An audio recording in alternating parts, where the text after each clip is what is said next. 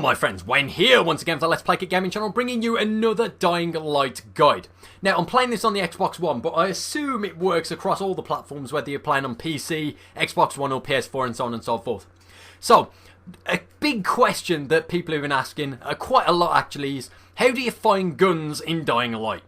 Now, I myself was asking that question for about 10 episodes in my own Let's Play. If you haven't checked that out, go ahead and check it out. I needed a gun to cash in the Gunslinger quest. Basically, there's an NPC in the main hub that will give you a mission to find a gun. If you find a gun, he will give you a key which gives you access to a room with apparently it's got a lot of loot in it. I haven't yet cashed it in, but that's what he says, so let's hope so. So, if you are wondering where to get guns, I've found a really good place to find guns.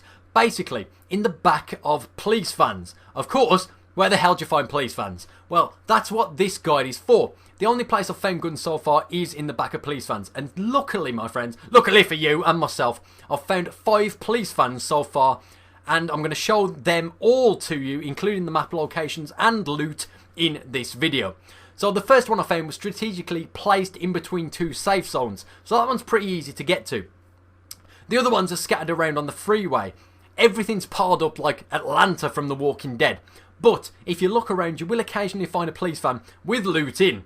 So, that's the main thing out of the way. You know where to find the police vans just by watching this video and checking the map locations and matching them up via pause screens or screenshots to your own game. But that is not all.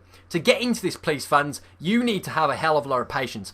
They have a very hard lock on them. So you need to lockpick a very hard lock in order to get in. Pickpocket, lockpicking. Why is everything to do with Skyrim and Oblivion today? This is the second time I've tried to record this, by the way, guys, and I fucked up and said picklock so many times, but I can't be asked to re-record anymore. So, shh! Game over! We're back onto the guide. So, step 1's done. You've found the police vans by matching up the map locations to your own game that you've seen in this video. Awesome! Then you need to get into the back of the police vans. They have a very hard lock on them.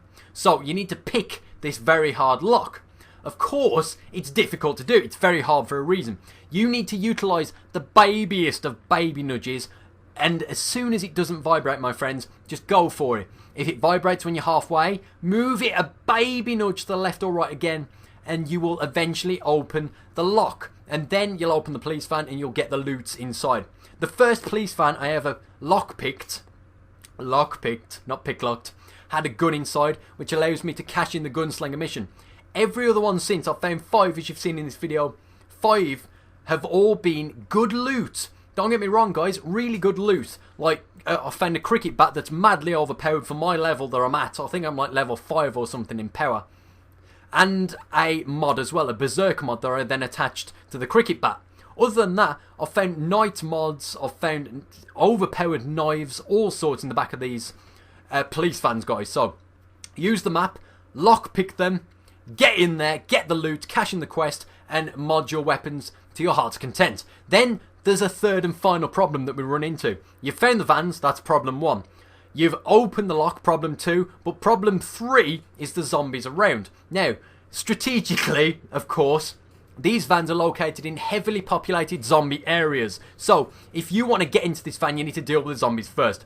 There are 2 good ways that are found in order to deal with the zombies. The first one is to use heights to your advantage, like the game forces you to pretty much do anyway. So stand on a van, stand on a car, and then go into your crafting menu and craft yourself some firecrackers. Use these firecrackers in a crowded area. You will alert all the zombies in the area to that specific firecracker location. You can then use the Molotov to plow through those Z's. Plow through them. You'll get a lot of XP. The area will be clear. You will still have stragglers. Be sure to keep a lookout for stragglers. Eliminate any stragglers with your melee attacks, or if you have a gun already, then eliminate stragglers with a gun. But remember, noise attracts virals, so do not make too much noise if you know what's good for you. You don't want any runners coming at you like nobody's business, and then you're all screwed. So eliminate stragglers with melee weapons if possible, my friends. Then get in the van, get your loot, and get the hell out of there. Now, I've found that these lockpicks do respawn. And he said reboot them. What the hell's going on there?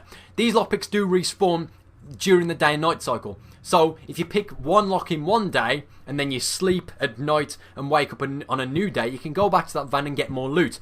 So, it's good for rehashing these old areas. So be sure to bookmark this guide or like it or wherever and share it with your mates. Why not?